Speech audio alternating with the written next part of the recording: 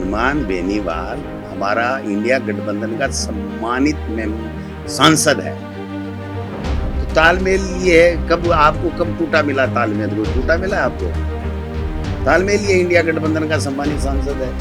वो अलायंस दिल्ली में लोकसभा का, अभी राजस्थान में भी अलायंस नहीं है। अलायंस होगा कि नहीं होगा ये भी भविष्य के अंदर होगा या नहीं होगा तो पता नहीं। राजस्थान उपचुनाव में बड़ा किरदार हनुमान बेनीवाल है। या हनुमान बेनीवाल दिखाना चाह रहे हैं कि राजस्थान की राजनीति अब उनके बिना नहीं चलेगी। वो इशारा कांग्रेस की तरफ ही कर रहे हैं। इंडिया अलायंस का हिस्सा है या नहीं ये तो वो क्लियर नहीं करते, लेकिन ये जरूर बता देते हैं कि राजस्थान में कांग्रेस उपचुनाव बिना आरएलपी की सहमति के नहीं लड़ पाएगी। आप देख रहे हैं राजस्थान चौक, मैं हूं अंकित तिवारी।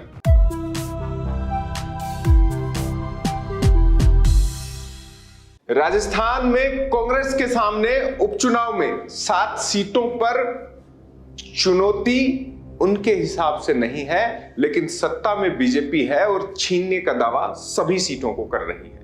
अब चुनौती यहां इसीलिए है कि 6 सीटें इंडिया अलायंस यानी कांग्रेस, आरएलपी और बाप पार्टी के पास है और 1 सीट केवल सैलुंबर की बीजेपी के पास थी वर्ष 2023 के विधानसभा चुनाव में।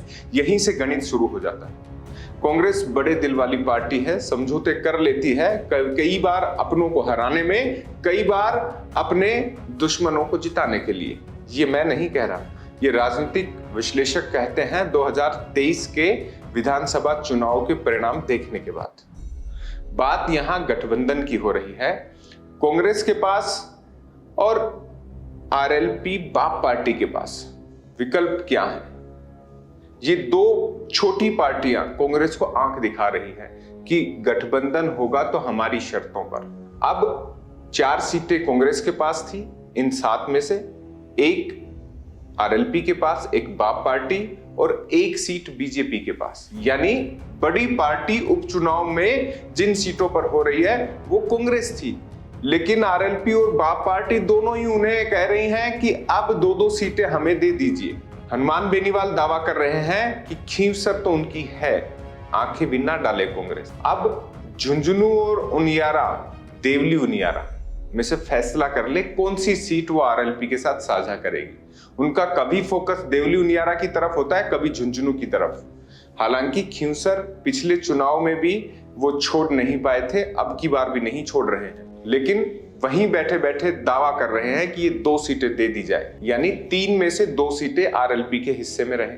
अब दबाव कांग्रेस पर बनाने की तैयारी है, सहयोगी जो हैं इंडिया अलायंस के। वहीं बाप पार्टी कह रही है कि हमें जरूरत नहीं है। जब राजकुमार रोत संसद की सीढ़ियां चल रहे थे तब भी उन्होंने कह दिया था आप प्रत्याशी उतारें तो उतार लो, हमें तो आवश्यकता नहीं है। बड़े नाटकीय घटनाक्रमों के साथ प्रत्याशी उतारा भी गया था, उसका नामांकन वापस लेने की भी बात हुई थी, उन्होंने लिया नहीं था, वो अलग बात है। लेकिन चुनाव का परिणाम जो रहा वो राजकुमार रोत अब बतौर सांसद दिल्ली में नजर आ रहे हैं। राजकुमार रोत और उनकी पार्टी बाप पार्टी का कहना है कि 84 सीट तो उनकी है ही, जैसा हनुमान बेनीवाल खींवसर के लिए कह रहे हैं। सैलुंबर सीट पर उन्होंने हक जता दिया है कि हमारे प्रत्याशी ने शगुन लिया था 51,000 से ज्यादा वोटों को लेकर। अब जीत की संभावनाएं भी बाप पार्टी की हैं, अगर वो लड़ती है अकेले दम पर भी और साथ भी देते हैं तो भी जीत पक्की है। ऐसे में कांग्रेस के हाथ से उनकी सीधे तौर पर 2 सीटें जाने की संभावना है। 84 और खींवसर में तो समझौता कर लेंगे, क्योंकि वहां पर कांग्रेस का प्रत्याशी तीसरे नंबर पर रहेगा। ये फिर कह रहा हूं, मेरा कोई भी मत नहीं है, ये वहां के आंकड़े कह रहे हैं। 84 में दमदार पोजीशन में कांग्रेस नहीं रहेगी, खींवसर में भी कांग्रेस ही खत्म कर रही है। ऐसे में वहां भी तीसरे नंबर की पार्टी रहेगी। 2023 का विधानसभा चुनाव का परिणाम खींवसर में आप देखेंगे तो उनके प्रत्याशी के साथ जो हुआ, जो घटनाक्रम हुए, जो वोट मिले आपके सामने है। आकलन राजनीतिक पंडित अपने अपने हिसाब से कर सकते हैं। तो अब सैलुंबर, झुंझुनू, देवली उनियारा, इनमें से 3 में से 2 सीटें कांग्रेस के हाथ से खिसकाने की तैयारी है या कांग्रेस पर दबाव बनाया जा रहा है। इसके लिए गोविंद सिंह डोटासरा का भी बयान आया, एक बार वो बयान भी सुना देते हैं। जब उनसे पूछा गया कि हनुमान बेनीवाल गठबंधन में है या नहीं, क्योंकि हरियाणा में तो आपके खिलाफ प्रचार कर चुके हैं। तो उन्होंने कहा था कि इसका फैसला आलाकमान करेगा। सुनिए। हनुमान बेनीवाल हमारा इंडिया गठबंधन का सम्मानित सांसद है, तो तालमेल ये है, कब टूटा मिला तालमेल? कोई टूटा मिला आपको? तालमेल ये इंडिया गठबंधन का सम्मानित सांसद है।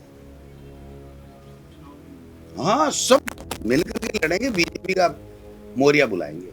आपने सुना, गोविंद सिंह डोटासरा के सुर चुनाव आते आते थोड़े बदले हुए हैं। शायद आलाकमान से इशारा हो कि हमारा पहला लक्ष्य 6 की 6 सीटें तो जीतना ही है, बीजेपी की 7वीं सीट भी हमारे कब्जे में आ जाए, चाहे गठबंधन के साथ आए, क्योंकि हरियाणा ने जो दिल दुखाया है, मरहम यहां पर महाराष्ट्र, झारखंड, यूपी और राजस्थान लगाएगा।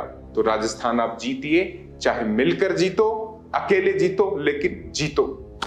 अब प्रदेश अध्यक्ष के तौर पर उन्होंने दिल्ली में मामला रख दिया है। खैर, हनुमान बेनीवाल भी कह चुके हैं।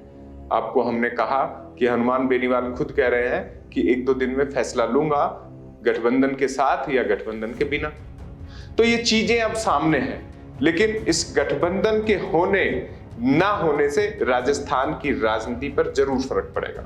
गठबंधन होता है तो क्या आरएलपी राजस्थान विधानसभा में अपना वजूद बचा पाएगी?